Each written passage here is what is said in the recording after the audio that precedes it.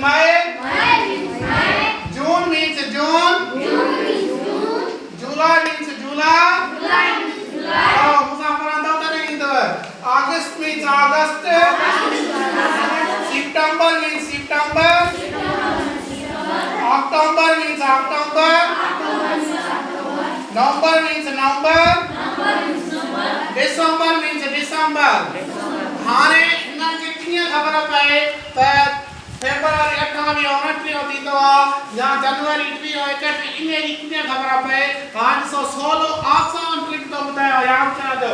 हाने सो ही महीनों के बाद 2026 है ठीक है 26 के चौके यो करो पूरो न तो लगे बने हिंदा या 4 साल फरवरी का कंप्लीट थींदा ऐं चौके यो करो वंडी तो पो वो 29 थींदो फरवरी ॾिसो हाणे 29 कॾहिं थींदो इहो 2028 में 2028 में ये महीनो आइंदा थींदो 29 जो छो त 28 में करो पूरो लगे तो 7 चौक 28 ही मन 2028 में वरी फरवरी कहिड़ो महीनो थींदो 29 जे चौके यो करो पूरो न तो वञे त पो छा थींदो 28 थींदो हाणे सही जनवरी फरवरी जनवरी मार्च अप्रैल महीना कीअं ख़बर पए त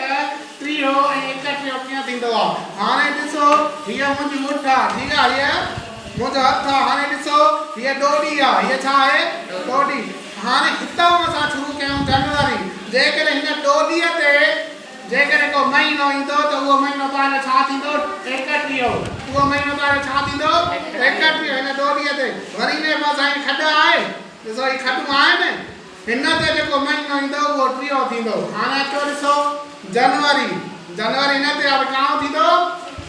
जनवरी 31 काम घणा ॾींहं थींदा जनवरी में 31 शाबाश उन खां पोइ फरवरी ॿुधायोमांव 28 29 कीअं थींदो वरी ॾिसो फरवरी खां पोइ मार्च मार्च ॾोडीअ ते आयो हाणे मार्च वरी 31 थींदो मार्च 31 वरी अप्रैल 30 वरी मई 31 वरी जून 30 वरी जुलाई 31 थींदो वरी हेॾे ईंदासीं जुलाई वरी ऑगस्ट 31 थींदो जुलाई ऑगस्ट ॿई महीना छा थींदा आहिनि तव्हांजा